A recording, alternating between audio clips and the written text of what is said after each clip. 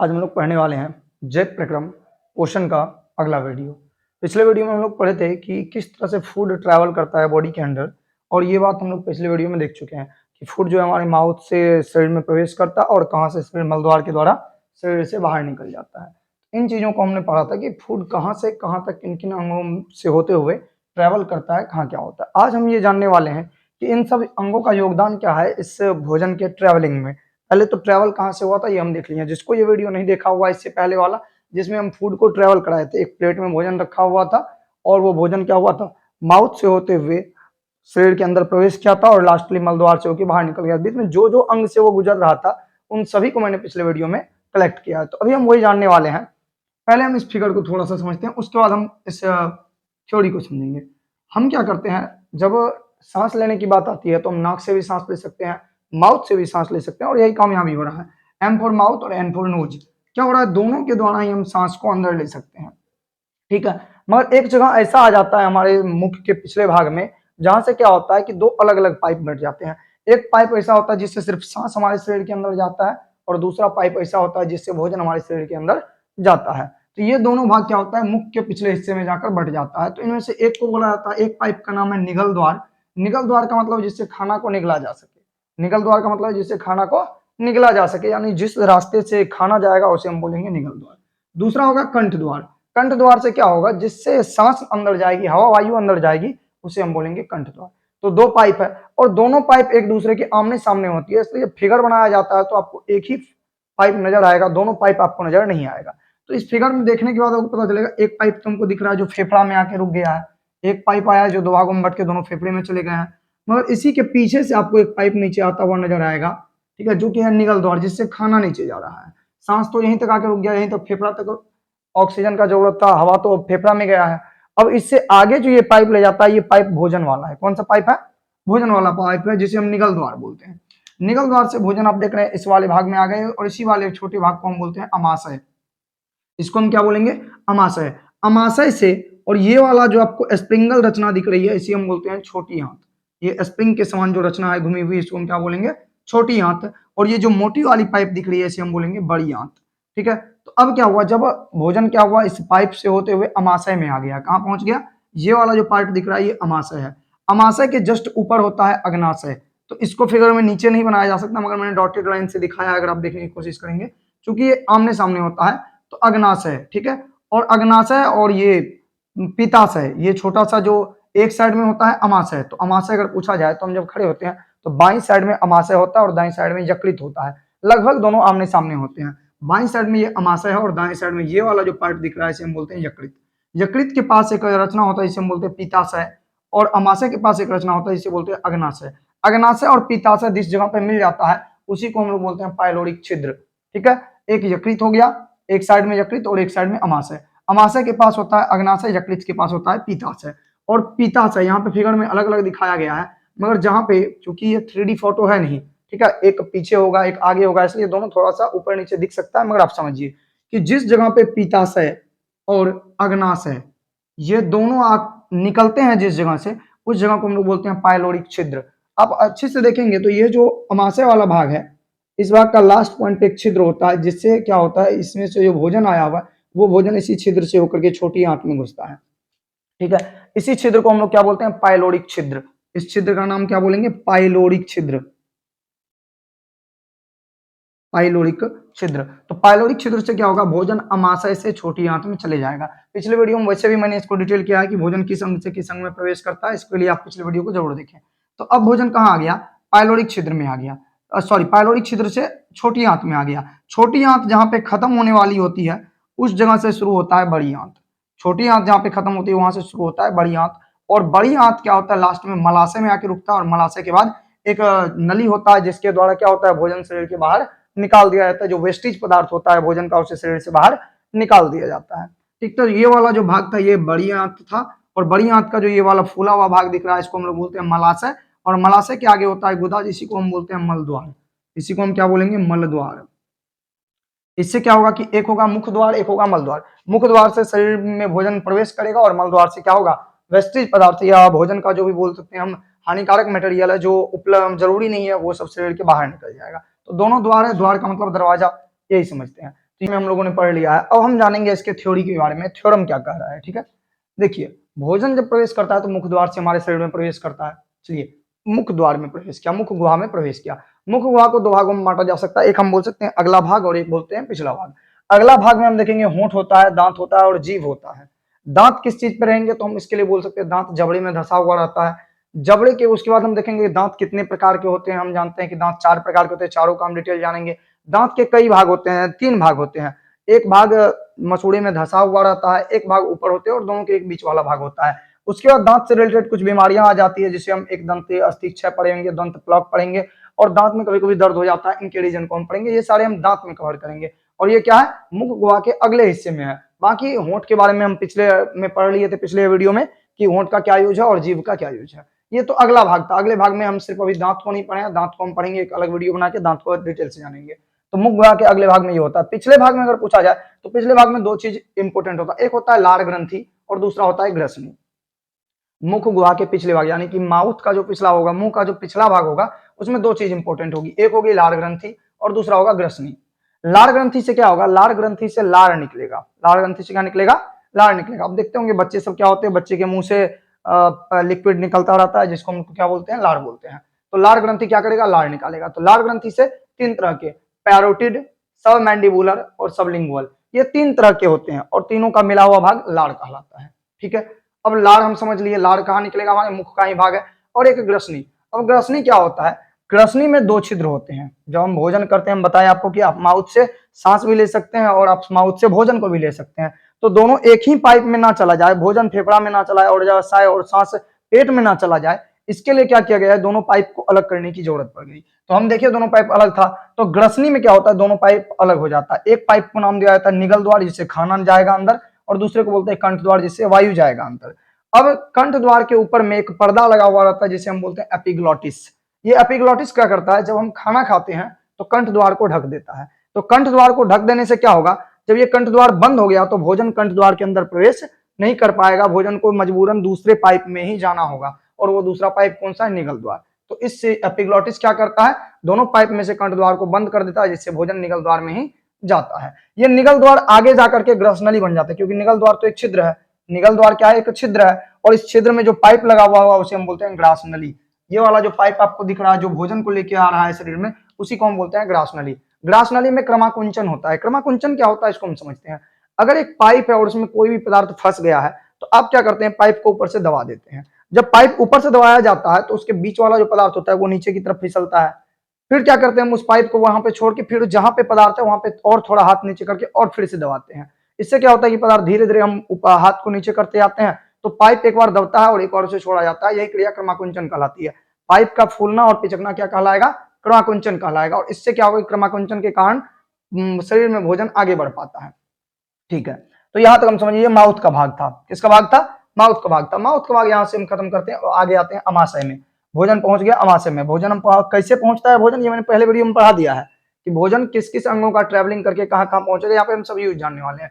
तो जब भोजन यहां से यहां तक आया तो क्या हुआ, ये लार ग्रंथि से जो लार निकला है पैरेट्रिड, सबमैंडिबुलर और सबलिंगुअल से, ये लार क्या हुआ, भोजन में मिल गया। भोजन में मिलने से क्या हुआ कि भोजन जो है लिक्विड बन गया। भोजन क्या हो गया, लिक्विड बन गया। भोजन अब जो है उतना सॉलिड नहीं रहा, लार मिलने से वो थोड़ा सा लिक्विड फॉर्म में आ गया है। ठीक है, अब अमाशय को 3 भागों में बांटा जा सकता है। एक को हम बोलेंगे कार्डियक, एक को बोलेंगे फुंडिक और तीसरे को बोलेंगे पाइलोरिक। अब ये फोटो देख रहे हैं, अगर हम चाहें तो इस फोटो को 3 भाग में काट सकते हैं। एक अमाशय थैली का रचना है, थैली नुमा रचना है। अगर हम चाहें तो इस थैली को 3 भाग में काट सकते हैं। मान लीजिए एक केक है और एक केक को हम 3 भाग में आसानी से काट सकते हैं। तो अमाशय एक केक टाइप का थैली नुमा रचना है और इसे 3 भागों में काट दिया जाए तो पहला भाग को कार्डियक बोलेंगे, दूसरा को फुंडिक बोलेंगे और तीसरा को पाइलोरिक बोलेंगे। ठीक है, तो अमाशय के कितने भाग हो गए, 3 भाग हो गए। चलिए, अमाशय के दीवार जो होते हैं, हम जानते हैं कि किसी भी घर का एक अंदर वाला दीवार हो गया, आप एक बोल सकते हैं बाहर वाला दीवार हो गया।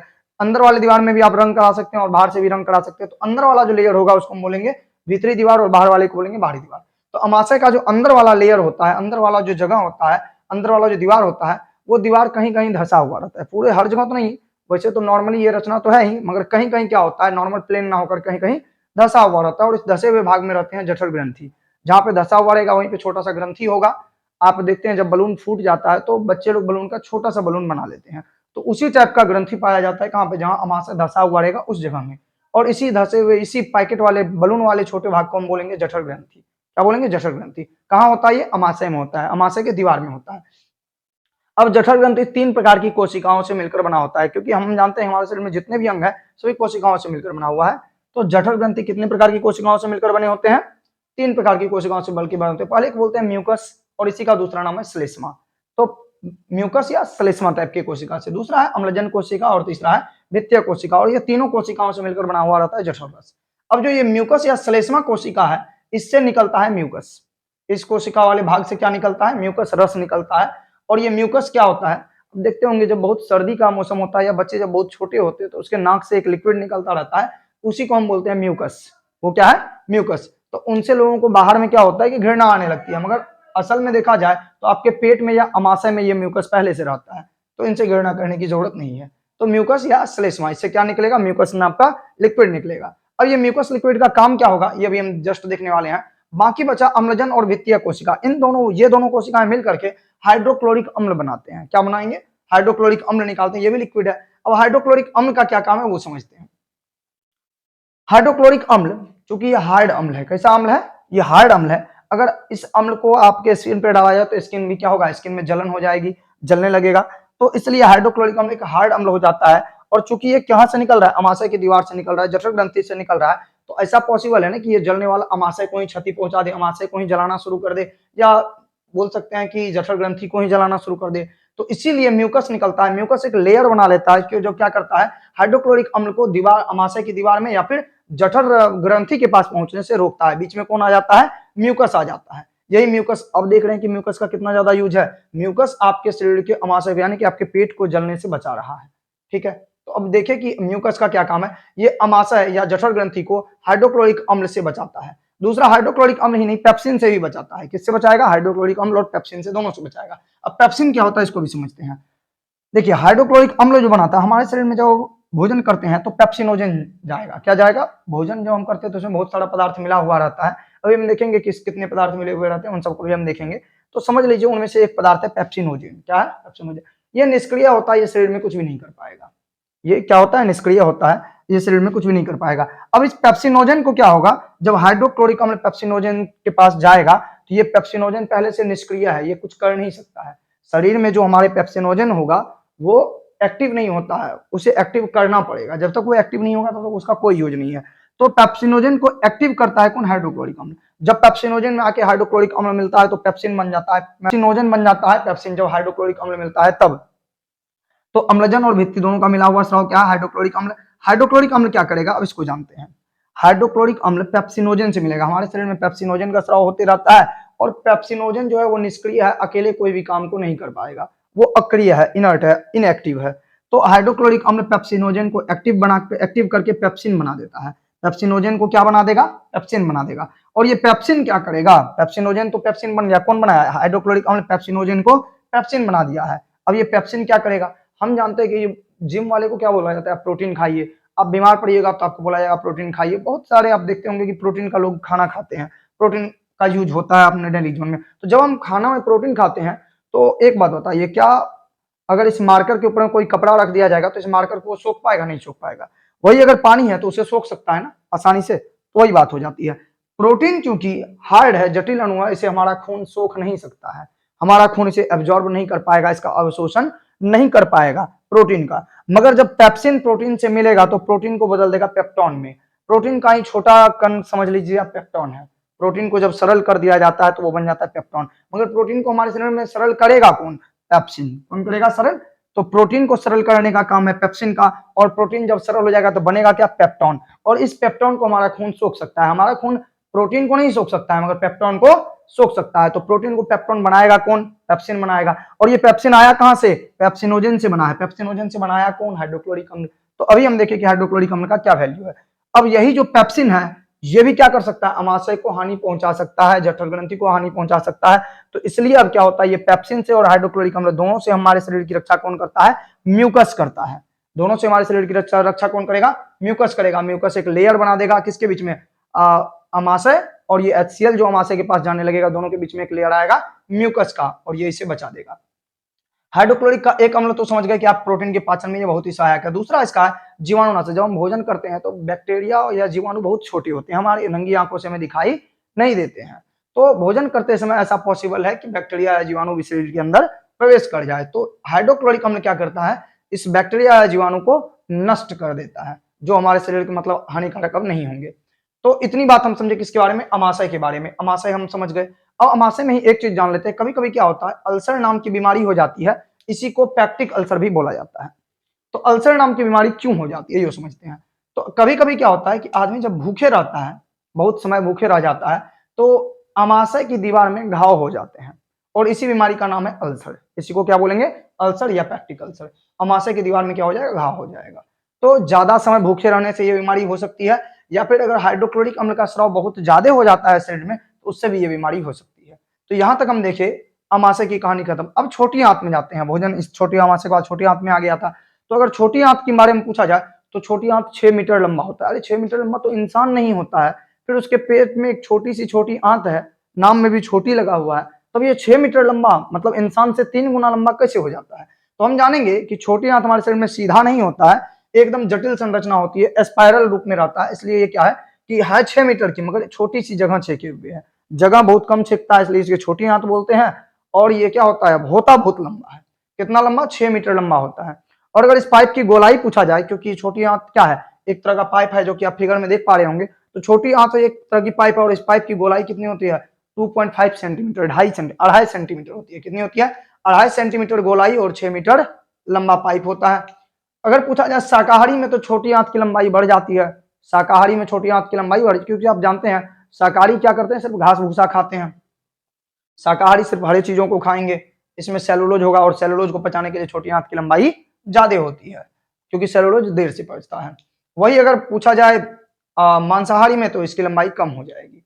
छोटी आंत समझ गए, छोटी आंत में क्या हो रहा है। अब छोटी आंत को भी 3 भागों में बांटा जाता है। जैसे मान लीजिए हम बोले एक केक है, तो छोटी आंत भी क्या है, पैकेट के रूप में एक नली के टाइप की रचना है, और इस नली को हम चाहे तो 3 जगह से 3 टुकड़ों में काट सकते हैं। तो पहला टुकड़ा जो होगा उसको हम बोलेंगे ग्रहणी, दूसरा को बोलेंगे जेजुनम, और तीसरा को बोलेंगे इलियम।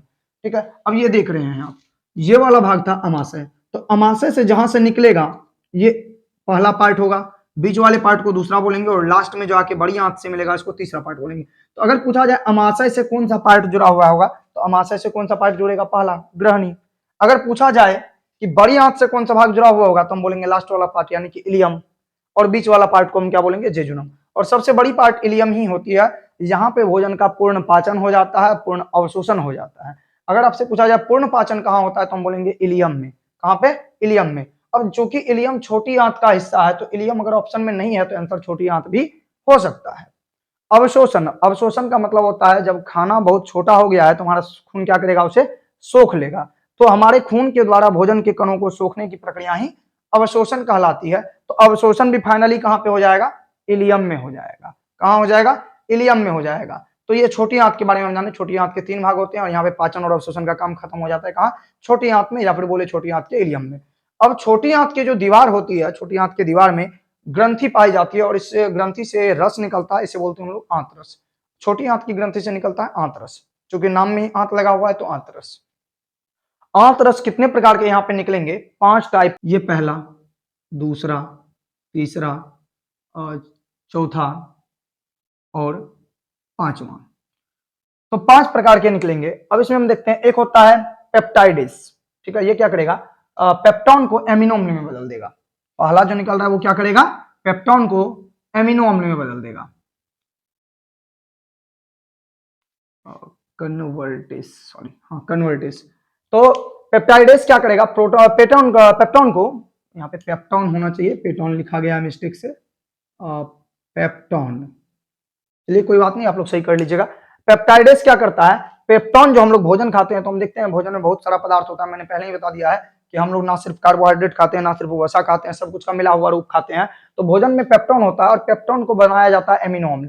पेप्टोन को हमारा शरीर, पेप्टोन जटिल अणु है, हमारा शरीर सोख नहीं सकता है, इसे हमारा शरीर सोख नहीं सकता है। वसा जटिल अणु है, इसे हमारा शरीर सोख नहीं सकता है।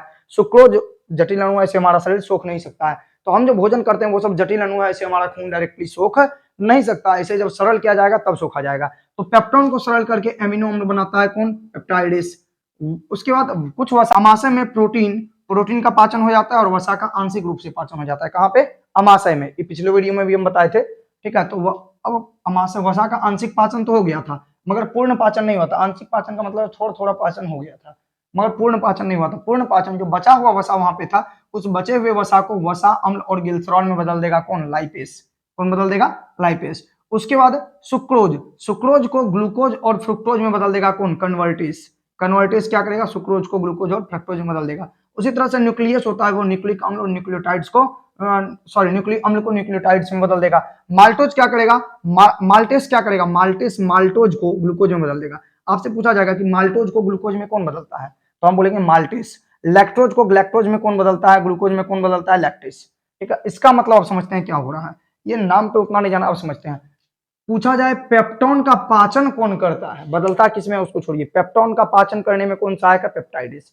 ठीक है, वसा के पाचन में कौन सहायक है? लाइपेज। सुक्रोज, चीनी जो हम खाते हैं उसी को सुक्रोज बोला जाता है। आप समझिए, चीनी मीठा वाला चीज में सुक्रोज होगा, तो ये सुक्रोज चीनी को पचाने का काम, सुक्रोज को पचाने का काम कौन करेगा? कन्वर्टेज। ठीक है, अब न्यूक्लिक अम्ल को पचाने का काम करेगा न्यूक्लियस। चावल जो आप खाते हैं, आप देखते होंगे कि चावल का कुछ पानी रह जाता है, ठीक है, गांव की भाषा में से माड़ बोला जाता है। तो ये जो चावल का पानी है, इसे पचाने का काम कौन करता है? माल्टेस। अगर आप चावल खा रहे हैं तो चावल को पचाने में कौन सहायक होगा? माल्टेस। दूध अगर आप पी रहे हैं तो दूध में एक चीज होता है लैक्टोज, और लैक्टोज को पचाने का काम कौन करेगा?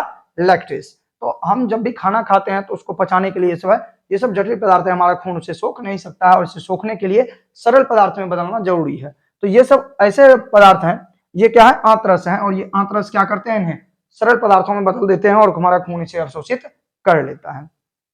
तो इतना चीज हम समझ गए इस वीडियो में। अब हम दो चीज पढ़ेंगे कि यकृत के आगे, यकृत के बारे में हम लोग इस वीडियो में नहीं पढ़े हैं, यकृत के आगे की कहानी हम लोग पढ़ेंगे अगले वीडियो में। और एक चीज बचा हुआ है दांत, दांत को भी मैंने यहाँ पे छोड़ दिया है, और दांत और यकृत से आगे की कहानी हम लोग अगले वीडियो में पढ़ने वाले हैं कि यकृत में क्या होगा, मलाशय में क्या होगा, फिर गुदा में क्या होगा, भोजन कैसे ट्रेवल करता है हम वो पढ़ लिए थे। अब ये सब आप समझ गए हैं, तो उम्मीद करते हैं आप इस चैप्टर के सभी क्वेश्चन को आप सॉल्व आसानी से कर सकते हैं। ठीक है, अगर कोई भी आप लोग को प्रॉब्लम आता है तो जरूर हमें कमेंट करें। यकृत, यह शरीर की सबसे बड़ी ग्रंथि होती है। यकृत इस शरीर की सबसे क्या है? बड़ी ग्रंथि है, और इसका वजन लगभग 1.5 kg होता है। यकृत का वजन कितना होता है? 1.5 kg होता है। अब यकृत से पीत निकलता है, यकृत से क्या निकलेगा? पीत निकलेगा, और ये पीत जाके जमा कहाँ होगा? पित्ताशय में। यकृत से पीत निकलता है और ये जाके जमा होता है पित्ताशय में। आप इस फोटो को देखेंगे तो ये वाला जो फिगर दिख रहा है ये यकृत है, और इसके ही बगल में है पित्ताशय। अब देख रहे हैं यकृत पित्ताशय एक ही जगह पे है, तो यकृत से पीत निकलेगा, मगर वो पीत जमा कहाँ होगा? पित्ताशय में जमा होगा। अगर पूछा जाए ये लेफ्ट साइड में होता है राइट साइड में, तो हम क्या बोलेंगे? ये राइट साइड में होता है, क्योंकि लेफ्ट साइड में कौन था? अमाशय और अग्नाशय लेफ्ट साइड में होते हैं, और यकृत और पित्ताशय राइट साइड में होते हैं। तो साइड भी ध्यान में हमको रखना है कि यकृत से पीत निकलता है, और ये पीत जमा कहाँ होगा? पित्ताशय में जमा होगा। पीत का कलर क्या होता है? तो ये हरा रंग का होता है, ये अम्लीय नहीं बल्कि क्षारीय होता है, और गाढ़ा होता है। ठीक है, अब हम पढ़े थे कि भोजन का 3 रूप होता है। भोजन का कितना रूप होगा? 3 रूप होगा, इसको अच्छे से याद रखना, इससे क्वेश्चन ऑब्जेक्टिव आ जाते हैं। भोजन क्या होगा? भोजन का ही नाम काइम हो जाता है, और काइम का ही नाम चाइल हो जाता है। भोजन जब अमाशय में पहुंचता है, जैसे काइम बोल देते हैं। भोजन क्या होगा? जब माउथ से होते हुए अमाशय में पहुंचेगा तो हम इसे बोलेंगे काइम। क्या बोलेंगे? काइम। यही भोजन जब अमाशय से आगे जाके जो छोटी आंत में पहुंच जाएगा तो हम इसे बोलेंगे चाइल। क्या बोलेंगे? चाइल। तो भोजन का ही रूप है। अगर भोजन बोले फिर भी भोजन काइम बोले, आप समझ लीजिए भोजन जो है गाढ़ा हो गया, इसलिए इसे काइम बोला गया है। जब और ज्यादा गाढ़ा हो जाएगा तो इसे चाइल बोलेंगे। तो भोजन काइम और चाइल में कोई अंतर नहीं है। भोजन ही धीरे धीरे पतला होता जाता है। जानते हैं कि हम प्लेट में जब भोजन लेते हैं हम, तो वो हार्ड होता है, और हमारा दांत उसे चबा के सॉफ्ट करता है, उसमें लार मिलते हैं, बहुत सारे एंजाइम मिलते हैं, वो जाते जाते क्या होता है? और धीरे धीरे पतला होते जाता है। तो भोजन का क्या है कि नाम भी बदल जाता है उस हिसाब से। अमाशय में जाने के बाद काइम, और छोटी आंत में जाने के बाद इसी को चाइल बोला जाता है। ठीक है, तो पीत क्या होता है? गाढ़ा होता है, हरा रंग का होता है, और क्षारीय होता है। ठीक है, और ये काइम को भी क्षारीय बना देगा। काइम जो होता है, जो हम भोजन करते हैं, काइम का मतलब क्या है? भोजन है, ये अम्लीय होता है। कैसा होता है? अम्लीय होता है। और ये पीत क्या करता है? जब इससे मिलता है तो इस काइम को बना देता है क्षारीय। क्षारीय बनाने से क्या होगा कि अग्नाशय से हम आगे पढ़ेंगे, यकृत के बाद हम जस्ट अग्नाशय पढ़ने वाले हैं। अग्नाशय से कुछ रस निकलता है जिसको हम बोलते हैं अग्नाशयी रस। अग्नाशय से कुछ लिक्विड निकलेगा उसे हम क्या बोलेंगे? अग्नाशयी रस। ठीक है, और इससे जो एंजाइम निकलेंगे, अग्नाशय से जो एंजाइम निकलेंगे, वो एंजाइम को काम करने के लिए चाहिए क्षारीय माध्यम, अम्लीय माध्यम में काम नहीं कर पाता है। तो ये क्या करता है? उसे क्षारीय बना देता है, जिससे क्या होता है कि अग्नाशय से निकलने वाला एंजाइम भोजन पे काम करके भोजन को सरल अणुओं में विघटित कर सकता है। तो अग्नाशय रस एंजाइम क्रिया कर सकता है, ठीक है। अग्नाशय रस क्या करता है, अग्नाशय रस का जो एंजाइम होता है वो काइम को अगर क्षारीय बना दिया जाए तो उस पर क्रिया कर पाएगा। अगर काइम को क्षारीय ना बनाया जाए, अम्लीय रह जाए, तो अग्नाशय से निकलने वाला एंजाइम इस पे कुछ भी क्रिया नहीं कर पाएगा और भोजन का विखंडन नहीं होगा। और जब तक भोजन का और ज्यादा विखंडन नहीं होगा, हमारा खून उसे एब्जॉर्ब नहीं कर पाता, इसलिए पीत एक आवश्यक चीज बन जाती है। दूसरा, पीत का ही काम क्या है, ये वसा के विखंडन और पाइसीकरण दोनों में सहायक होते हैं, ठीक है। तो पीत और लवण जब मिल जाते हैं तो दोनों मिलकर के क्या करते हैं, वसा के विखंडन और पाइसीकरण के लिए, जो कि वसा का विखंडन और पाइसीकरण कौन करेगा, फिर अग्नाशय से निकलने वाला एंजाइम ही करेगा। मगर इसको करने के लिए फिर मदद कौन करेगा, पीत और लवण मिलकर के इसको मदद करेगा, किसका, वसा का विखंडन करने में। और वसा का विखंडन जब होता है तो इसी को हम बोलते हैं पाइसीकृत वसा। क्या बोलेंगे, पाइसीकृत वसा या इमल्सीकृत वसा। तो इसमें भी मदद करता है। अब अग्नाशय का अगर आपसे रंग पूछा जाए, यकृत यहीं पे खत्म हो जाता है। यकृत में बस यही याद रखना है कि ये सबसे बड़ी ग्रंथि है, इसका 1.5 kg वजन होता है, इससे पीत निकलता है, पीत जमा होगा पित्ताशय में, ये काइम को क्षारीय कर देगा, जिससे भोजन इस पर काम कर सकता है। अग्नाशय का रंग होता है पीला। अग्नाशय का रंग क्या हो जाएगा, पीला। तो एक चीज याद रखना है कि अग्नाशय का रंग कैसा होता है। दूसरा बस इसका इंपॉर्टेंट ये है कि अग्नाशय से मैंने अभी बताया कि कुछ एंजाइम निकलते हैं, बस इसी एंजाइम का मेन रोल है इसमें, कि अग्नाशय से निकलने वाले एंजाइम को यहां हमने लिखा, ये देख लीजिए। कौन कौन एंजाइम निकलेगा, एमाइलेस, लाइपेस और न्यूक्लियस। ये 3 तरह के एंजाइम हम देख रहे हैं। अब ये करेगा क्या, एमाइलेस जो है वो हम भोजन जब करते हैं, हम बताए थे कि भोजन में बहुत सारे अणु मिले हुए रहते हैं, कार्बोहाइड्रेट है, प्रोटीन है, वसा है, ये सभी हैं। तो एमाइलेस क्या करेगा, स्टार्च और ग्लाइकोजन इन दोनों को माल्टोस में बदल देगा। किसमें बदल देगा, स्टार्च और ग्लाइकोजन को माल्टोस में बदल देगा। लाइपेस क्या करेगा, इमल्सीकृत वसा, इमल्सीकृत वसा का भी बताए कि किसको बोलते हैं। तो जब यहाँ पे क्या हुआ, अग्नाशयी रस मिलकर के इसे क्या किया, इमल्सीकृत। तो लाइपेस क्या करेगा, इमल्सीकृत वसा को वसा अम्ल और गिल्सरॉल में बदल देगा। न्यूक्लियस क्या करेगा, न्यूक्लिक अम्ल को न्यूक्लियोटाइड्स में बदल देगा। तो ये तीनों क्या करते हैं, भोजन के कणों को और ज्यादा सरल करने का काम करते हैं। ये भोजन के कुछ कण हैं, ये जो है एंजाइम है, और ये भोजन के कुछ सरल जटिल कणों को सरल बना रहे हैं, ठीक है। ये क्या है, अग्नाशय से निकलने वाले कुछ एंजाइम है, अग्नाशयी रस से निकलने वाले एंजाइम है, और ये एंजाइम भोजन के जटिल अणुओं को सरल अणु में बदल देते हैं। ये सब जटिल अणु हैं, ये है जटिल अणु, और इन्हें बदला जा रहा है सरल अणु में, ठीक है। और ये बदलने वाला कौन है, यही है एंजाइम। अग्नाशय से निकलने वाले एंजाइम जो है भोजन के जटिल अणु को सरल अणुओं में बदल देते हैं। ये बात हो गई। अब अग्नाशय के बाद अगला भाग आता है बड़ी आंत का। छोटी आंत तो हम पढ़ लिए थे, बड़ी आंत के बारे में जानते हैं। बड़ी आंत को 2 भागों में बांटा जा सकता है, एक को बोलते हैं कोलन, दूसरा को बोलते हैं मलाशय। पहला भाग हो जाएगा कोलन, दूसरा को मलाशय। मलाशय को इंग्लिश में रेक्टम बोला जाता है। मलाशय को इंग्लिश में क्या बोलेंगे, रेक्टम। कोलन को भी 3 भागों में, अगर कोलन एक अंग है उसे आप 3 भागों में बांटना चाहें तो बांट सकते हैं आसानी, जैसे एक बिस्किट है उसे आप 3 टुकड़े में बांट सकते हैं। तो कोलन भी एक शरीर का भाग है, एक थैलानुमा रचना है, इसे 3 भागों में बांट सकते हैं। सॉरी, पाइप नुमा रचना है, इसे आप 3 भागों में बांट सकते हैं। सबसे पहला वाला भाग कहलाता है ऊपरगामी, दूसरा अनुप्रस्थ, तीसरा अधोगामी। तो अब बताइए कि हम बताएं कि छोटी आंत बड़ी आंत से आकर जुड़ती है। आप इस फिगर में देख पाते हैं कि ये जो छोटी आंत है, स्प्रिंगल रचना, वो बड़ी आंत से आके जुड़ गई है अपेंडिक्स के पास। कहां जुड़ गई है, अपेंडिक्स के पास। तो अब बताइए कि यहाँ पर बड़ी आंत का कौन सा भाग जुड़ेगा, ऊपरीगामी, अनुप्रस्थगामी, अधोगामी, कौन जुड़ा हुआ रहेगा। तो हम बात करेंगे इलियम। कौन जुड़ा हुआ रहेगा, इलियम। तो हम पढ़े थे कि जब छोटी आंत का भी हम पढ़े थे, छोटी आंत को भी 3 भागों में बांटा गया था। लास्ट वाले भाग को हम क्या बोले थे, इलियम। यहीं पे भोजन का अवशोषण हुआ था ना। तो ये इलियम किससे आके जुड़ गया, ऊपरीगामी में। अगर ऑप्शन ऊपरीगामी है तो आंसर ऊपरीगामी होगा, और अगर ऑप्शन ऊपरीगामी ना होकर के बड़ी आंत है तो आंसर आप बोल सकते हैं कि इलियम बड़ी आंत से जुड़ गया, या फिर छोटी आंत बड़ी आंत से जुड़ गया, या फिर आप बोल सकते हैं कि इलियम जो है ऊपरगामी से जुड़ गया, या फिर बोल सकते हैं इलियम कोलन से जुड़ गया। क्योंकि आप जानते हैं कि छोटी आंत को भी 3 भागों में बांटा गया, बड़ी आंतों को भी 2 भागों में बांटा गया है। तो जुड़ना है इसको कोलन से, कोलन को फिर 3 भागों में बांटा गया है। तो कभी कभी ऐसा होता है कि बड़ी आंत छोटी आंत किससे जुड़ी है, तो बड़ी आंत से जुड़ी हुई है, बात खत्म। मगर कभी कभी क्या होता है, छोटी आंत के उस भाग का नाम पूछ लिया जाता है, बड़ी आंत के भी उस भाग का नाम पूछ लिया जाता है। तो छोटी आंत के इलियम वाला भाग बड़ी आंत के कोलन वाले भाग, या फिर कोलन भी ना बोल के ऊपरगामी वाले भाग से जुड़े हुए रहते हैं। तो ये बात हो गई, कोलन को 3 भागों में बांट दिया गया।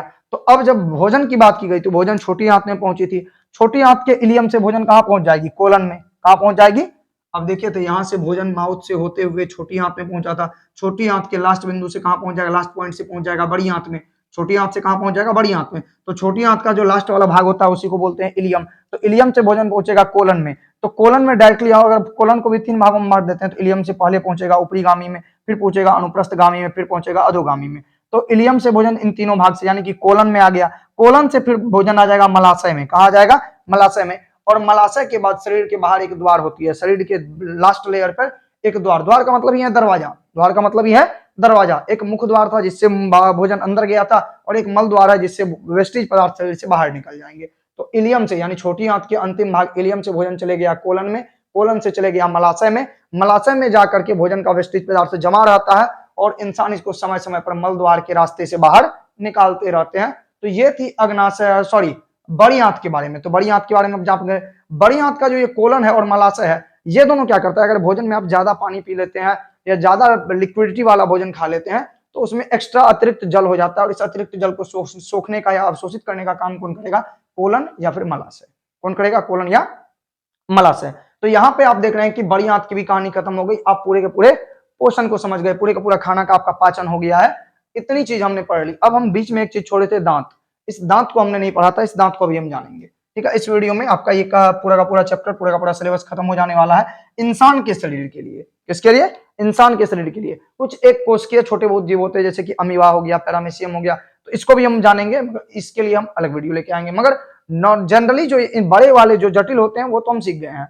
अमीबा सबका तो कुछ नहीं है, वो नॉर्मल से जीव है, वो एक कोशिकीय जीव है, छोटे से जीव है, उसमें कोई बड़ी परेशानी नहीं आने वाली है। तो एक वीडियो में वो, अब ये एक वीडियो आएगा लास्ट का, बाकी एक वीडियो में ये पूरा का पूरा चैप्टर खत्म हो जाने वाला है। और श्वसन का भी कुछ वीडियो आ गया है, बाकी जो वीडियो बच गया वो श्वसन का भी वीडियो आने वाला है। चलिए अब जानते हैं कि दांत का क्या रोल है। तो दांत हम जानेंगे कि दांत, किसी भी दांत का 3 भाग होता है। एक भाग ऐसा होता है जो मसूड़े में धंसा हुआ रहता है। दांत का एक नीचे वाला भाग मसूड़े में धंसा हुआ रहता है, और जो भाग धंसा हुआ रहता है उसे हम बोलते हैं दांत का जड़। क्या बोलेंगे, दांत का जड़। जैसे पौधा का जड़ मिट्टी में धंसा हुआ रहता है, उसे दांत का जड़ मसूड़े में धंसा हुआ रहता है। उसके बाद जो धंसा हुआ नहीं रहता है, इससे ऊपर वाला जो भाग होता है उसको हम लोग बोलते हैं शिखर। ऊपर वाले दांत के ऊपर वाले भाग को जो हमको दिखाई देता है बाहर से, उसे हम बोलते हैं शिखर। और शिखर और जड़ के बीच वाले भाग जो मसूड़े को टच तो करता है मगर मसूड़े में धंसा हुआ नहीं रहता है, उसे हम बोलते हैं ग्रीवा या गर्दन। दांत का ग्रीवा या गर्दन। तो दांत को हम लोग 3 भागों में मार दिए, एक हो गया ग्रीवा या गर्दन, एक हो गया शिखर, और एक उससे नीचे वाला जड़ हो गया। तो दांत को हम लोगों ने कितने भागों में मार दिया, 3 भागों में। अब देखते हैं दांत के आंतरिक संरचना के बारे में। दांत का जो सबसे इंटरनल संरचना होता है, ठीक है, दांत के सबसे बाहरी भाग को हम लोग इनेमल बोलते हैं। क्या बोलते हैं, इनेमल बोलते हैं। ये हार्ड होता है और हमारे दांत को सुरक्षा प्रदान करता है। ये हार्ड होता है और हमें दांत को सुरक्षा प्रदान करता है। इनेमल के अंदर में होता है डेंटाइन।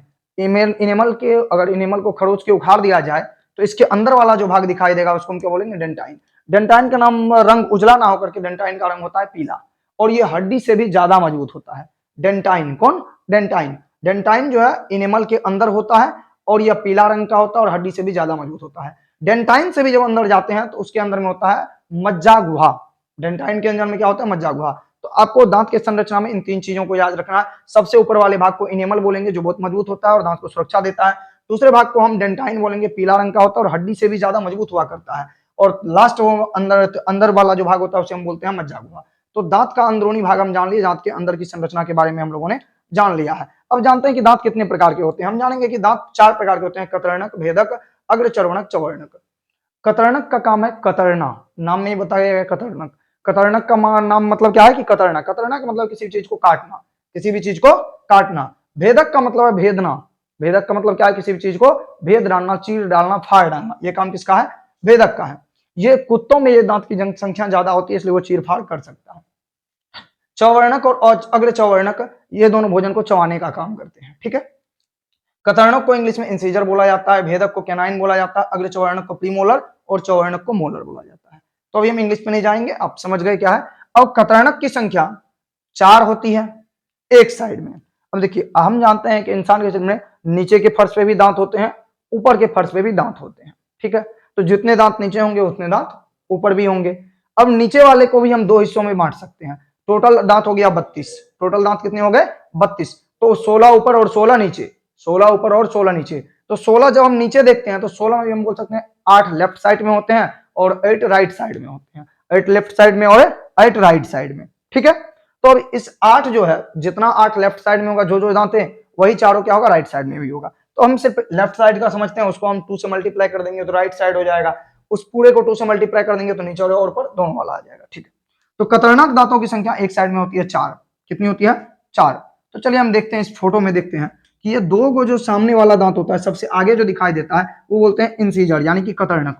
वो 2 पीस दांत आगे में जो होता है, 2 पीस लेफ्ट साइड में और 2 पीस राइट साइड में, उसको हम लोग बोलते हैं कतरनक। 2 पीस के बाद जो तीसरा पीस होता है दोनों साइड में, आगे से 4 दांत क्या हो गया हमारा? कतरनक हो गया। 4 के बाद 5वां दांत लेफ्ट साइड में और 5वां दांत राइट साइड में, दोनों होंगे भेदक। तो 2 पीस, एक लेफ्ट साइड में और एक राइट साइड में, टोटल कितने? 2 पीस। कौन होंगे? भेदक होंगे। भेदक के बाद चवर्णक, 2 पीस चवर्णक लेफ्ट साइड में होगा, 2 पीस चवर्णक राइट साइड में होगा, और चवर्णक के पीछे 3 पीस लेफ्ट साइड में और 3 पीस राइट साइड में होंगे चवर्णक। अगर चवर्णक के पीछे कौन होंगे? चवर्णक। तो टोटल अगर हम देखना चाहें तो 4 2 6 4 10 6 16, तो नीचे में 16 दांत हो गए और ऊपर में 16 दांत हो गए, 32 दांत। अगर वही पूछा जाए तो 2 लेफ्ट साइड में, इस 4 में क्या हो जाएगा? कतरनक कितने होते हैं? नीचे में 4 होते हैं और ऊपर में 4 होते हैं। कतरनाक दांत की संख्या नीचे भी 4 और ऊपर भी 4। नीचे 4 में क्या होगा? 2 लेफ्ट साइड में और 2 राइट साइड में। भेदक के बारे में पूछा जाए तो नीचे में भेदक 2, ऊपर में भेदक 2। नीचे वाले भेदक में एक लेफ्ट साइड में होगा भेदक और दूसरा राइट साइड में होगा भेदक। ठीक है, अग्र चवर्णक की संख्या 4, नीचे भी 4 ऊपर भी 4, और इस 4 में क्या होगा? लेफ्ट साइड में 2 और राइट साइड में 2। चवर्णक की संख्या नीचे भी 6 ऊपर भी 6, तो 6 में लेफ्ट साइड में 3 और राइट साइड में 3। इतने दांत होते हैं। टोटल आप जोड़ेंगे तो यहाँ पे आपको 16 नजर आएगा, जो कि नीचे में है। नीचे में 16 दांत है और इसी तरह से 16 दांत ऊपर में है। टोटल 32 दांत इंसान के शरीर में होते हैं। मगर ये कब होंगे? जब इंसान जवान हो जाएगा तब। इंसान जब जवान हो जाएगा तब। जिसमें से चवर्णक जो लास्ट का 6 दांत है उसे हम बुद्धि का दांत बोलते हैं। ऐसा माना जाता है कि जब इंसान में बुद्धि का विकास हो जाता है, जब इंसान बुद्धिमान हो जाते हैं, तब ये लास्ट वाला जो चवर्णक दांत है, ठीक, वो तब उगता है जब बुद्धि हो जाते हैं। बच्चों में ये दांतें नहीं होते हैं और धीरे धीरे उगते हैं। जैसे जैसे बुद्धि बढ़ता जाता है ये दांत आते जाते हैं। तो चवर्णक, ठीक है। तो नीचे में 16। मगर बच्चों में क्या होता है? बच्चों में देखिए, बाकी सब दांत तो ठीक है, मगर जो ये बुद्धि वाला दांत है बच्चों में ये 4 होता है, 2 लेफ्ट साइड में और 2 राइट साइड में। मगर जैसे ही आप बड़े होंगे तो 4 से 6 हो जाएगा, 3 लेफ्ट साइड में और 3 राइट साइड में। तो लास्ट में एक दांत आ रहा है, आप देख रहे हैं कि बच्चों में ये 4 था, मगर बड़े होने के बाद ये 6 हो गया। तो ये 2 को दांत एक्स्ट्रा आ रहा है, इसी को बोलते हैं बुद्धि का दांत। अग्र चवर्णक की बात की जाए तो बच्चों में अग्र चवर्णक दांत नहीं होता है। बड़े होने के बाद ये दांत 4 पीस उगते हैं, 2 लेफ्ट साइड में और 2 राइट साइड में। तो इस पिक्चर में आप देख सकते हैं, इंसीजर जो है सामने वाला 2 पीस होता है लेफ्ट साइड में, और यही 2 पीस हो जाएगा राइट साइड में। 2 पीस के बाद एक और होता है इंसीजर के बाद केनाइन, 1 पीस राइट साइड में 1 पीस लेफ्ट साइड में। केनाइन, केनाइन के बाद 2 पीस होता है प्रीमोलर, एक ये। तो 2 लेफ्ट साइड में 2 राइट साइड में, प्रीमोलर। प्रीमोलर के बाद 3 पीस लेफ्ट साइड में और 3 पीस राइट साइड में होता है मोलर। तो कितने दांत हो गए? 2 3 5 8। तो 8 लेफ्ट साइड में, 8 राइट साइड में, 16 दांत, और 16 को जब 2 से मल्टीप्लाई किया गया नीचे ऊपर से तो 32 दांत हो गए। तो दांत की संख्या हम जान लिए। अब समझते हैं कुछ बीमारियों के बारे में जो दांत से रिलेटेड है। जब हम कोई मीठा चीज खाते हैं तो वो दांत से चिपक जाता है। जब कोई मीठा चीज खाते हैं तो क्या करेगा? दांत से चिपक जाएगा और उस पर जाएगा बैक्टीरिया। बैक्टीरिया क्या करेगा? उससे अभिक्रिया करके अम्ल बना देगा। क्या बना देगा? अम्ल बना देगा। बैक्टीरिया उस मीठी चीज को जाएगा, उस पर अभिक्रिया करेगा और अम्ल बना देगा। ये अम्ल क्या करेंगे? दांत के जो बाहरी वाले परत थे, जिसको इनेमल बोलते हैं, क्या बोलते हैं? इनेमल बोलते हैं। इस इनेमल को नरम कर देगा। हम जानते थे कि इनेमल हार्ड होता है, मगर जब अम्ल उस पर जाएगा तो इस इनेमल को क्या करेगा? सॉफ्ट कर देगा। हार्ड से ये क्या हो गया? सॉफ्ट हो गया। और जब ये सॉफ्ट हो जाएगा तो धीरे धीरे इस जगह पे एक छिद्र बनने लगेगा और इस छिद्र को हम बोलते हैं दंत अस्थिक्षय। क्या बोलेंगे? दांत पे धीरे धीरे एक छिद्र बन जाएगा इनेमल में और इसी को हम बोलेंगे दंत अस्थिक्षय। ठीक है, ये समझे? तो पहला दंत अस्थिक्षय क्या होता है ये समझ गए। अगली बात इसी को हम समझते हैं। दांत पर क्या होता है? परत जम जाता है। भोजन और बैक्टीरिया जब मिलते हैं तो दांत पे क्या करते हैं? परत बना लेते हैं। अगर आप ब्रश वगैरह ठीक से कर रहे हैं तो ये परत क्या होगा? साफ हो जाएगा। ये परत क्या होगा? साफ हो जाएगा। मगर आप अगर ब्रश वगैरह नहीं कर रहे हैं तो ये परत धीरे धीरे अस्थायी हो जाएगा। उसके बाद ये परत हटेगा नहीं और इस अस्थायी परत को हम बोलते हैं दंत प्लॉक। क्या बोलेंगे? दंत प्लॉक। तो दंत प्लॉक से बचने के लिए ब्रश करना जरूरी है। अब क्या होता है कि कभी कभी ये जो बैक्टीरिया थे, ये बैक्टीरिया दांतों की जड़ में पहुंच जाते हैं। कहां पहुंच जाते हैं? जड़ में पहुंच जाते हैं और दांत को संक्रमित कर देते हैं। ये बैक्टीरिया दांत की जड़ में पहुंच के दांत को संक्रमित कर देते हैं और इससे दांतों में दर्द होने लगता है। ठीक है, तो हम अभी देखिए कि दंत अस्थिक्षय क्या होता है, दंत प्लग क्या होता है, दांत में दर्द क्यों आता है, दांत कितने प्रकार के होते हैं, बच्चों में कितने होते हैं, बड़ों में कितने होते हैं, बुद्धि का दांत किसे कहते हैं। उसके बाद आप देख लीजिए कि बच्चों में कितने, बूढ़े में कितने, दांत कितना कहाँ पे होता है, कितना लेफ्ट साइड में होते हैं, कितने राइट साइड में होते हैं, कितने नीचे कितने ऊपर, दांत का आंतरिक संरचना क्या होता है, इनेमल क्या है, डेंटाइन क्या है, मस्तिष्क क्या है, इन सभी के बारे में हम लोगों ने जान लिया कि इन सब में सबसे ज्यादा मजबूत है डेंटाइन, जो कि हड्डी से भी ज्यादा मजबूत होता है। इनेमल भी बहुत हार्ड होते हैं, मगर जब इन्हें अम्ल आता है इस पर तो इसको सॉफ्ट कर देता है और उसके बाद इसका क्षय होने लगता है। तो हमने इस चैप्टर को पूरा का पूरा कवर कर लिया है। इंसान के शरीर में भोजन के पाचन से संबंधित अब कोई भी क्वेश्चन आपसे छूटने वाला नहीं है। अब आप इस चैप्टर का क्वेश्चन आंसर कर सकते हैं। अगर आपको कहीं भी दिक्कत आता है तो हमें कमेंट कीजिए, हम आपकी उस क्वेश्चन आंसर में आपकी मदद जरूर करने वाले हैं, ठीक है। और जो बच गया है एक कोशिकीय जीव के बारे में एक वीडियो और हम लाएंगे, जिसमें हम पेड़ पौधे में जानेंगे पोषण कैसे होता है और कुछ हम थोड़े से जानेंगे कि एक कोशिकीय जीव में कैसे होता है। इनको हम एक ही वीडियो में लेने वाले हैं क्योंकि दोनों छोटे से टॉपिक है और एक ही वीडियो में आ जाएंगे। इसके बाद हम लोग श्वसन चैप्टर में जो अधूरा रह गया है, पहले तो मैंने श्वसन चैप्टर पढ़ाया है कुछ हद तक, जो उसमें बाकी बचा हुआ है उसे भी हम अगले वीडियो में कवर कर लेंगे। चलिए, जो भी आपका मैट्रिकुलेशन का तैयारी कर रहा है, कंपटीशन का तैयारी कर रहा है, अपने सभी दोस्तों को ये वीडियो शेयर करें। अगर उन्हें अच्छा लगता है तो बोले चैनल को सब्सक्राइब करने के लिए।